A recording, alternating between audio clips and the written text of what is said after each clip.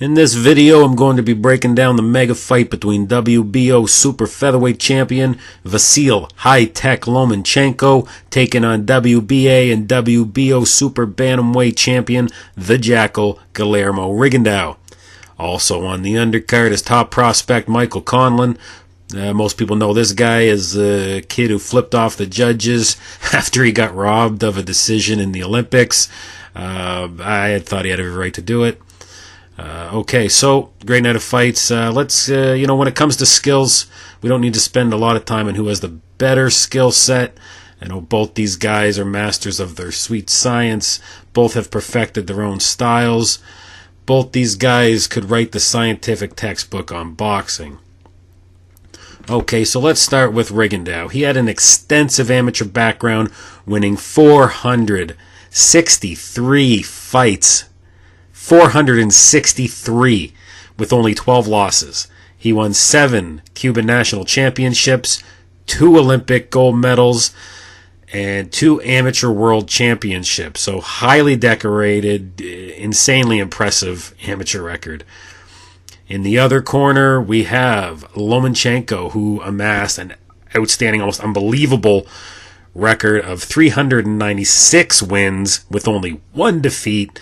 That defeat that he avenged twice. He won 2 Olympic gold medals, and he won 2 more gold medals in the World Amateur Championship. So let's just all agree when it comes to who has the better skills. We will find out which style is superior December 9th. Okay, so first let's look what they have in the power department. Okay, let's start with Rigondeaux, who most people like to think of as a guy with devastating power. I don't see it that way necessarily. Here we are going to look at his knockouts since the Donaire fight. When you watch his fight with Donaire, he hits Donaire with everything but the kitchen sink.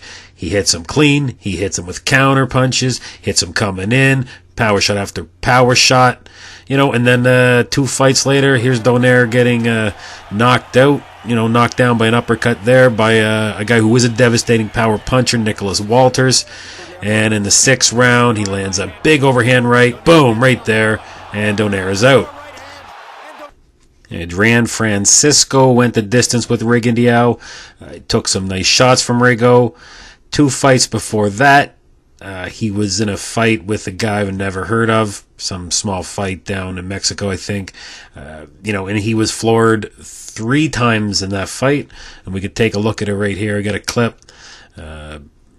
That's in the yellow shorts is Francisco. There he's getting knocked down with an overhand right. Gets back up. We're going to see him go down again. Boom. That's it. Lights out. So there's another indication. No evidence there of any great power. Okay, and next we're going to see Saud Luke Nunyantoy. He takes a huge headbutt right here. Bing! And down he goes. That ain't pretty. We're going to get another look at it again right here. Boom. There he goes. I don't know how much credit you can give to Donaire for great power in this situation. When he set the punch up with his head. I'm not saying he did it intentionally, but he is somewhat of a dirty fighter. To me, I'm all for whatever you can get away with, you can get away with. So I'm not knocking him for that. But how much credit can you give him for this knockout? The referee gives the guy like 0 time to recover here. Guy looks kind of confused as to why he has to go right back out. He should have been given 5 minutes. So here he goes, and he goes to touch up gloves with Rigo, and Rigo immediately pops him. Boom, there he goes, down and out.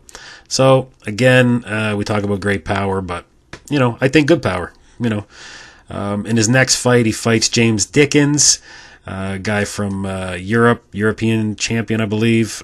And James Dickens got his jaw broken with a big overhand left.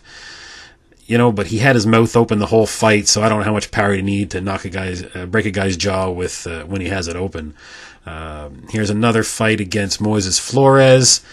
This one here is complete bullshit. And actually, Rigo, watch this. He's going to get in there and he's going to hold Flores' head first, and that's what the referee's going to come to try to stop it.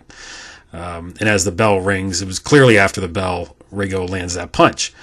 Now, you could still argue, well, it doesn't matter. He still knocked him out, but this is such a phony fight. I mean, it's not a real knockout. You know, this guy was trying to Montel Griffin himself a win, so the nut punch didn't knock him out. I mean, it's not a legit knockout. Totally phony. Your body doesn't act like that when you get knocked out like that. Now you take a look at a real knockout right here. Boom. See that? Straight down. No faking. Boom.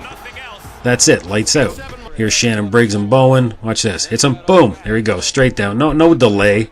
No delay in that. That's just straight down. You know, so here we got, we're going to see Pacquiao and Hatton. Boom. Straight down. Okay. Classic knockout. Boom. Big power. Puts his lights out immediately. No delayed reaction. Here we're going to go to the thing I think Moses Flores tried to copycat. Boom. Looks up. Oh, and down I go. Okay, so Lomachenko's power. Again, he's not a devastating power puncher. He's not a one-punch knockout guy. You know, he's a guy who he hits you so much. I mean, his volume punching is so high that he beats you down and wears you down over the course of some rounds, and then he puts you away or makes you quit. You know, that's not huge power. Of course, by the looks of it, it's enough to probably put Rigo down once or twice, and in a close fight, that could be a huge difference maker on the scorecards. So let's look at who's got the best athleticism and footwork. And you know, Lomachenko is like a Pacquiao in the way he is in and out. You know, he's side to side, back to front, firing punches from all angles. He uses a lot of feints, which could confuse counter punchers. He changes directions on a dime, and the speed of his footwork is second to none. You know, Rigondeaux is more reserved than Lomachenko. He uses defensive angles and footwork to get himself out of harm's way and sets himself up to be able to counter. He doesn't look as loose or agile as Lomachenko, but you know, his athleticism is still top shelf. You know, like you see here, he one thing he does is he managed to dodge a punch, and then he moves into the space vacated by his opponent, and then he gets in a counter or he gets his guard up. You know, he executes it perfectly, but yet predictably, which led to his knockdown against Hishasha Amagasa, and we'll look at that in a moment. Again, this is another category where we will have to wait till fight night to find out who controls the footwork and placement. Okay, now let's look at the speed. When it comes to speed, again, it's another tough call. As far as counter punches, I would say Rigo is a bit faster and sharper than is Lomachenko, but in the head, body, and foot movement, and just peppering punches and combos, I'd give an edge to Lomachenko. Again, but this is another category where it's so close, it'll be timing that's important and not speed. And when it comes to timing, I give an edge to Rigondeaux, mainly because he's so careful, whereas Lom is more wild and relies more on his agility to avoid being timed. I don't expect Lomachenko to be wild or fancy, though, when he faces Rigondeaux. If he does, it could spell disaster for him, so he better tighten it up and get serious about this fight. Okay, now let's talk about the Amagasa fight. You know, I mean, Rigondeaux does everything perfect. Textbook maneuvers and tactics, and this works for the professor when he's up against his students. You know, however, when the professor is in with another professor who knows what he does, that textbook maneuvering could run Rigondeaux right into a big punch from Loma. They both know what to look for. They both know the playbook inside and out. And I think this is an issue where Rigondeaux could get caught. You've seen it in the Amagasa fight when he knocked him down. You know, there was much more to this knockdown than meets the eye. This is not a lucky shot thrown by Amagasa. As Amagasa, right here, boom, down he goes. You know, Amagasa had been managing to find Rigo all night, basically because of his reach. But yeah, he timed him perfectly. Watch, it goes around, boom, knows where he's going to be and catches him. I figure if Amagasa can do that, then I think Lomachenko will be able to do it as well. So I think that's something. I don't know. You've seen him do it in the Donaire fights. He did it against Dickens. I mean, he does it a bit in every fight. It's something he just does a lot of. So I don't know if he can get out of doing it. I think that's just what he does when he moves around. So maybe Loma can capitalize on that and score a couple knockdowns, which could be a huge difference on the scorecards. Now here's one thing I wanted to look at with Lomachenko. You watch right here. Look at him. Look at him pull down the defense. Boom. Look at that. Boom, right there. I'm the only guys you ever see do this. Guys usually do it more way back in the old days, but I mean, nowadays you never see this, especially the way he uses it. Well, boom, down he goes. Pulls it down. Boom. I mean, that, I don't know how well that'll work against Rigo because of Rigo's defense and his shoulder defense, but in situations where he has Rigo rocked, it might be the difference between, Rigo surviving and Rigo getting knocked out, so.